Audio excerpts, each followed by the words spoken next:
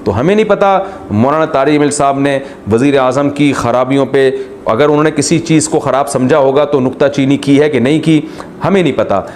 तो ऐन मुमकिन है तन्हाई में की हो, ऐन मुमकिन है ना की हो, इसके बारे में नो कमेंट्स, हम नहीं जानते।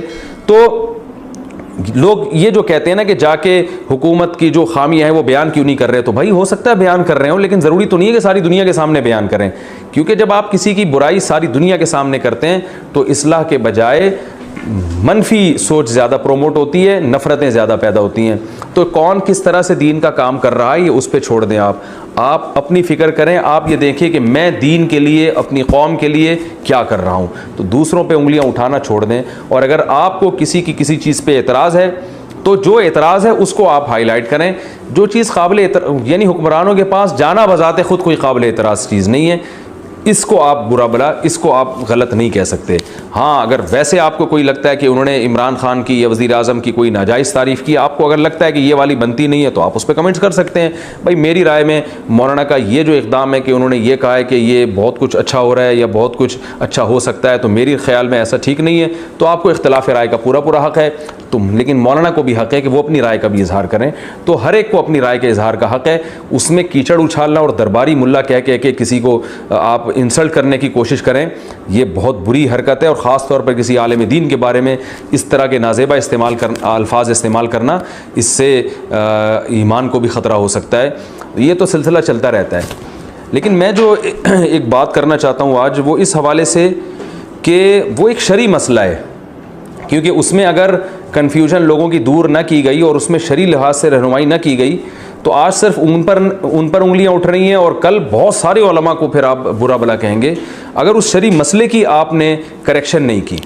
तो ये खूब समझ लें कि उलमा का हुक्मरानों से मिलना या हुक्मरानों के दरबार में जाना ये कोई बज़ाते ख़ुद बुरा काम नहीं है। बाज़ हज़रात मिसालें दे रहे हैं कि इमाम अबू हनीफ़ा रहमहुल्लाह ताला को काजी का ओहदा पेश किया गया हुक्मरान की तरफ से, आपने कबूल नहीं किया और कोड़े मारे गए।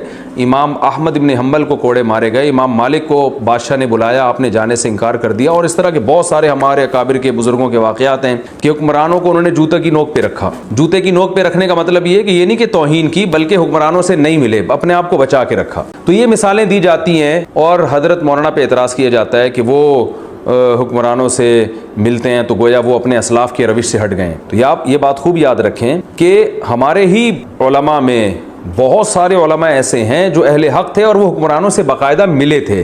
तो इस्लाम में हाकिम वक्त से मिलना या ना मिलना बज़ाते खुद ना अच्छा काम है ना बुरा काम है। इस्लाम इसको फोकस करता है कि आपकी नीयत क्या है। जिन उलमा ने हुक्मरानों से इस्तिग़ना वाला मामला किया, उनकी नीयत ये थी कि कहीं हुक्मरान हमें कोई लालच दे के कोई गलत काम हमसे ना करवा दें, या ये इस खुशफहमी में ना रहें कि हम इनको हर लिहाज से बरहक समझते हैं, इसलिए उन्होंने अपने आप को हुक्मरानों से दूर रखा। उनकी नीयत भी अच्छी थी, लेकिन माजी में तारीख़ में बहुत से उलमा ऐसे गुजरे जिनने बड़े बड़े काम किए, वो हुक्मरानों से बाकायदा मिले हैं और मिलने से उनका ज़ाती मफाद नहीं था उनके पेश नज़र। उनका मकसद ये था कि एक हाकिम को अगर ठीक कर दिया जाए तो पूरी कौम ठीक हो सकती है, उससे फ़ैसले दुरुस्त हो सकते हैं। पूरा ठीक नहीं किया जा सकता, थोड़ा ठीक किया जा सकता हो तो थोड़ा ठीक करने की कोशिश की जाए। इसकी भी हमारे पास बहुत सारी मिसालें हैं और इन लोगों की नीयत भी दुरुस्त थी। तो आवाम को चाहिए ये काम उलमा पे छोड़ दे कि उन्होंने हाकिम वक्त से मिलना है या नहीं मिलना। जो मिल रहे हैं उनकी नीयतों पे भी आप शुबहा ना करें, वो अपने ज़ाती मफाद के लिए नहीं मिल रहे, वो कौम के लिए, कौम के वसीतर मफाद के लिए और वो उम्मत में इस्लाह के लिए मिल रहे हैं। जैसे जलालुद्दीन अकबर बिल्कुल मुर्तद हो गया था और उसने एक नया दीन ईजाद कर लिया था, उसने खिंजीर को हलाल कर दिया, जिना को हलाल कर दिया। तो उलमा ने उसके खिलाफ फतवे देना शुरू किए, जिसका नतीजा ये निकला कि वो उलमा से और दूर हो गया। ऐसे वक्त में मुजद्दिद अल्फसानी रहमतुल्लाह अलैह उठते हैं और वो हाकिम वक्त से मिलते भी हैं, उसके मुंह पे उसकी तारीफ़ें भी करते हैं और शहजादों को यहाँ तक कहते हैं कि तुम जब तक मैं उस वक्त तक मैं जन्नत में नहीं जाऊँगा जब तक तुम्हें ना लेके चला जाऊँ। इस किस्म के वादे भी किए जिससे हुक्मरानों को उन्होंने अपने करीब किया।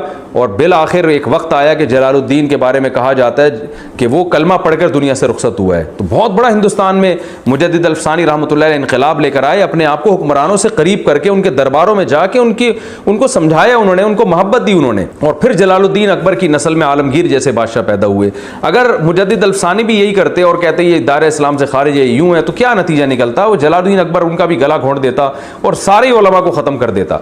तो हर दौर में जहाँ हुक्मरानों से दूर रहने वाले उलमा हैं, वहीं हुक्मरानों के करीब जाने वाले भी उलमा मौजूद रहे हैं, और यकीनन दरबारी लोग भी मौजूद रहे हैं जिन्होंने हुक्मरानों का कुर्ब हासिल करके उनसे माली मफाद हासिल किए।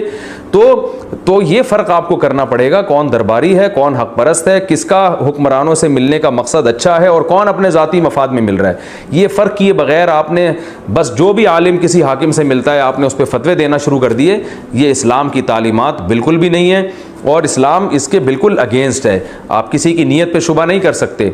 तो मैंने इसकी अहमियत महसूस की, इस पे मैंने कहा मैं ज़रूर बात करूँगा कि हुक्मरानों से मिलना बज़ाते ख़ुद कोई बुरा काम नहीं है, बल्कि वक्त की ज़रूरत है। और हमारे पास पैगम्बरों से इसकी मिसालें मौजूद हैं। हमारे नबी सल्लल्लाहु अलैहि वसल्लम कौम के सरदारों से मिले हैं, हालांकि उस वक्त आप सल्लल्लाहु अलैहि वसल्लम की हुकूमत कायम नहीं हुई थी, मगर आप बाकायदा सरदारों से अलग से जाके मिले हैं, इसलिए कि ये सरदार अगर काबू में आ जाते हैं तो पूरा कबीला, पूरी कौम हमारे जो है ना काबू में आ जाएगी। नजाशी को आपने अलग से इज़्ज़त एहतराम के साथ खतूत भेजे और वो मुसलमान हुआ।